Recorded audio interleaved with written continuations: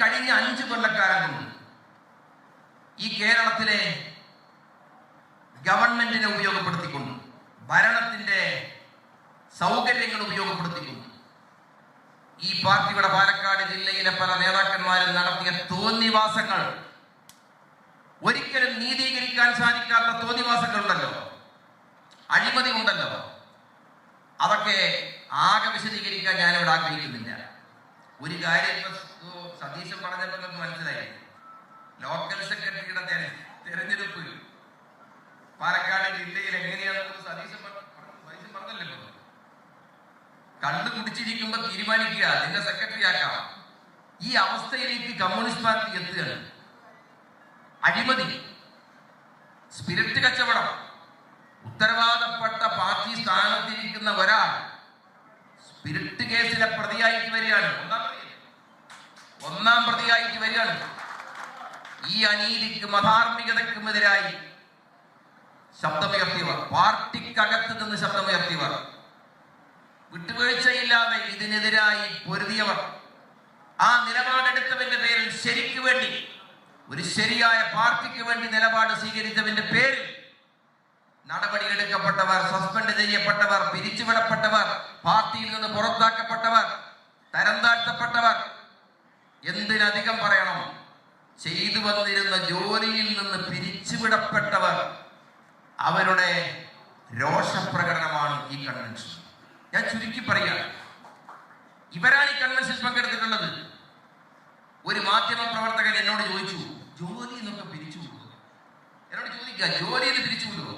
ജോലിയിൽ നിന്ന് പിരിച്ചുവിടപ്പെട്ട നിരവധി സഖാക്കൾ ഈ യോഗത്തിൽ പങ്കെടുത്തിട്ടുണ്ട്, ഈ കൺവെൻഷനിൽ പങ്കെടുത്തിട്ടുണ്ട്. ഇവിടെ അധ്യക്ഷ വേദിയിലുള്ള ഉത്തരവാദപ്പെട്ട ഈ വേദിയിലുള്ള കൊടിഞ്ഞാമ്പാറയിലെ ഒരു സഖാവിന്റെ, ആ സഖാവിനോടുള്ള വിരോധം തീർക്കാൻ, ആ സഖാവിനോടും സതീശനോടുമുള്ള വിരോധം തീർക്കാൻ,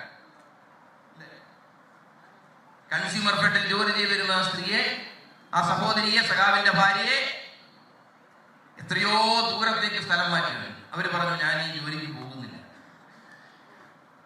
നിങ്ങൾ നോക്കണം,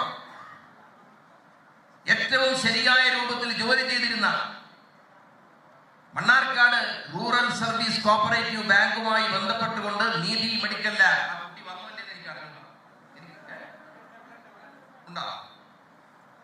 ജോലി ചെയ്തിരുന്ന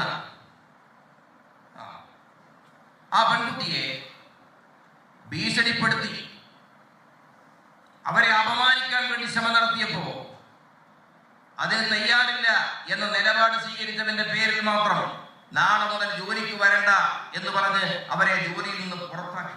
ആലോചിക്കണം, ഈ അധികാരം ഉപയോഗപ്പെടുത്തി എന്തൊക്കെ തോന്നിവാസമാണ് ഈ പാലക്കാട് ജില്ലയിൽ നടത്തിയത്.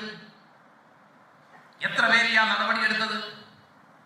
ഇങ്ങനെ ഓരോ പ്രദേശത്ത് വടക്കഞ്ചേരിക്കാർക്ക്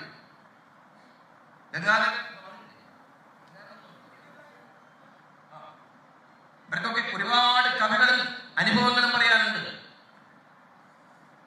ഇങ്ങനെ പീഡിപ്പിക്കപ്പെട്ടവർ, ക്രൂരമായി ആക്രമിക്കപ്പെട്ടവർ, സമാധാനത്തോടു കൂടി രാഷ്ട്രീയ പ്രവർത്തനം അസാധ്യമാക്കാൻ കഴിയുന്നൊരു സാഹചര്യം, അസാധ്യമാക്കിയ ഒരു സാഹചര്യം, ഇതൊരു കമ്മ്യൂണിസ്റ്റ് പാർട്ടി അനുവദിക്കാൻ പാടുമോ? അധികാരം അതിനു വേണ്ടിയാണോ ഉപയോഗിക്കേണ്ടത്? പണപ്പിരിവിന് യാതൊരു കുഴപ്പമില്ല. എല്ലാ മാസവും എന്തെങ്കിലും ഒരു പിരിവുണ്ടാവും. ഇങ്ങനെ പിരിവുണ്ടായ ഒരു കാലഘട്ടം കമ്മ്യൂണിസ്റ്റ് പാർട്ടിയിൽ, ഞാൻ നിങ്ങളോട് പറയാ, എനിക്ക് വ്യക്തിപരമായ ഒരു വിരോധം കൊണ്ട് പറയില്ല. ഈ വിദ്വാൻ എത്രയോ മഹാന്മാരിരുന്ന കസേരയാട്ടോ അത്. നിങ്ങൾക്ക് കമ്മ്യൂണിസ്റ്റ് പാർട്ടിയെ കുറിച്ച് ഇപ്പൊ ഞാൻ ആ മാധ്യമപ്രവർത്തകയെ പറ്റി പറയാണ്. മാധ്യമപ്രവർത്തക ഇവിടെ ഉണ്ടായിരുന്നു, ഇവരെപ്പ കാണാൻ അവരുണ്ടായിരുന്നു ഇവിടെ, ഞാൻ കണ്ടുവരെ.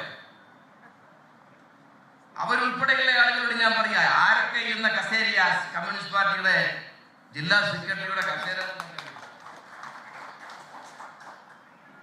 സഖാവ് ഇ.കെ. ഇമ്പിച്ചി ബാവ, നിങ്ങൾക്ക് അറിയണ്ടാവില്ല, മഹാനായ സഖാവ് ഇ.കെ. ഇമ്പിച്ചി ബാവ ഈ പാർട്ടിയുടെ പാലക്കാട് ജില്ലാ കമ്മിറ്റിയുടെ സെക്രട്ടറി ആയിരുന്നു.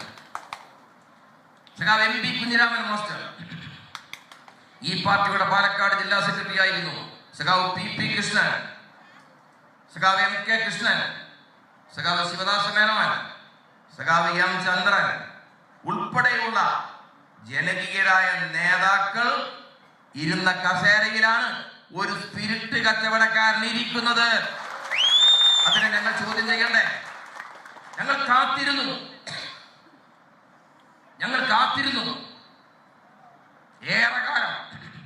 ഏറെ കാലം കാത്തിരുന്നു. ഇതൊരു കമ്മ്യൂണിസ്റ്റ് പാർട്ടിയല്ലേ? ഒരു കമ്മ്യൂണിസ്റ്റ് പാർട്ടിയല്ലേ? ഈ കമ്മ്യൂണിസ്റ്റ് പാർട്ടിയിൽ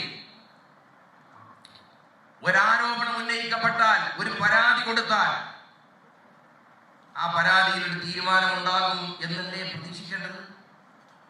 അങ്ങനെയല്ലേ സ്വാഭാവികമായും ചെയ്യേണ്ടത്? നടന്നോ? എത്ര പരാതി കൊടുത്തു?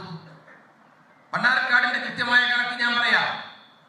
686 പരാതികളാണ് മണ്ണാർക്കാട് നിന്ന് പാർട്ടി ജില്ലാ കമ്മിറ്റിയുടെയും പാർട്ടി ജില്ലാ നേതാക്കന്മാരുടെ പേരിൽ